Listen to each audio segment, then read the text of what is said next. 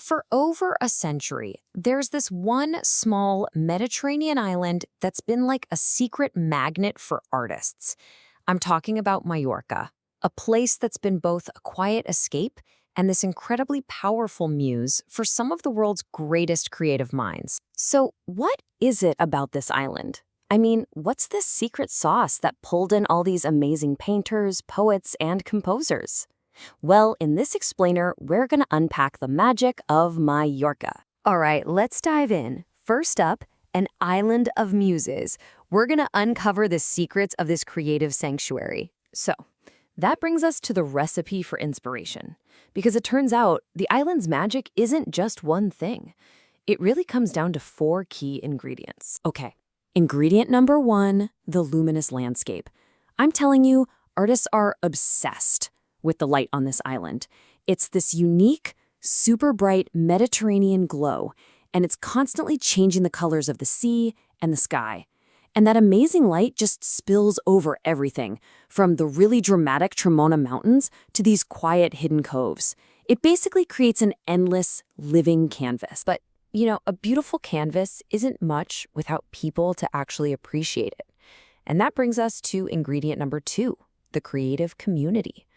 Whether you're in the capital city Palma or this tiny mountain village called Dea, Mallorca has this amazing bohemian, artist-friendly vibe. It's a place where creatives from all over the world can genuinely connect and, work together. And that community really thrives because of the 3rd ingredient, tranquil space. I mean, in a world that just never stops, Mallorca offers a real, genuine escape. The pace of life is just slower. And that allows for that deep, focused work in studios that are like tucked away on cliff sides. It's a kind of quiet that's become a total luxury today. And finally, the 4th ingredient. This is what holds it all together: supportive hubs. See, this isn't just a pretty place to go hide away. It's a hub that actively supports art. You've got major museums like Epilogue and these world-class art centers like CCA Andrax.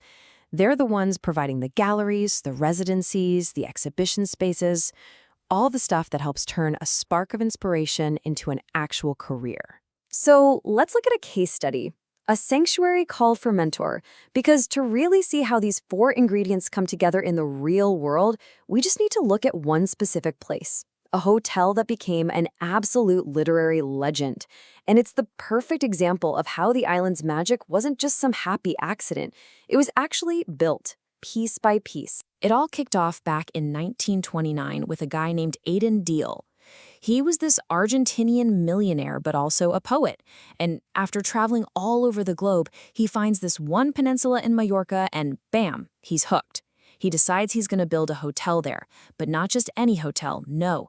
This was going to be a purpose-built retreat specifically for his artist and poet friends. And wow, you can just see how quickly this vision exploded. So it opens in 29, right, as this little creative hideaway. By 59, it's hosting a full-on poets club with some serious literary debates. Then, just 1 year later, it launches the Four Mentor Awards, a huge international prize that got the world's top publishers involved. Think about that. In just 3 decades, it went from a hotel to a global epicenter for literature. Incredible. Yeah, and the hotel's guest book, it literally reads like a who's who of 20th century culture. This one entry from the Nobel laureate Miguel Ángel Asturias, I think it just says it all. It wasn't just a building with a bunch of rooms. It was a place that sparked real, genuine wonder. Okay, so zooming back out now to our next section, a constellation of creatives. Because the Formentor story is absolutely incredible, but it's really just one star in a much, much bigger galaxy of talent that was drawn to this island. And the sheer range of talent here is just staggering. Seriously, this isn't just one little scene. You've got surrealist painters like Joan Marot living here for decades, right alongside British poets like Robert Graves. Then you have a native-born artist, Miquel Barceló, pulling inspiration from the sea, and visiting icons like Chopin and even Agatha Christie using the island as the backdrop for their work. It's this incredible creative history that just spans centuries and all kinds of different disciplines. And look, if you need just one number to really grasp the depth of this connection, This is it. 1/3. The great Joan Moreau created 1/3 of his entire life's work right here on this island. Just let that sink in for a second.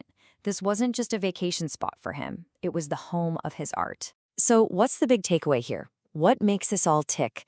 We're looking at the enduring muse, why Mallorca's magic has lasted for so long, and honestly why it still attracts creative minds today. Well, it really all comes back to that recipe we talked about. It's never just one thing, is it? It's the luminous landscape, that vibrant community, the quiet space for deep work, and the supportive cultural infrastructure. All of it working together. That is the formula.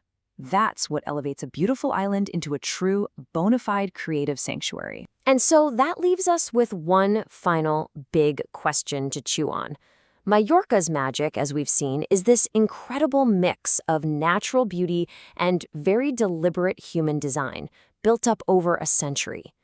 Which really makes you wonder, could you replicate this somewhere else? Can a true creative sanctuary be engineered from scratch? Or is it something that just has to grow organically, layer by layer, over time?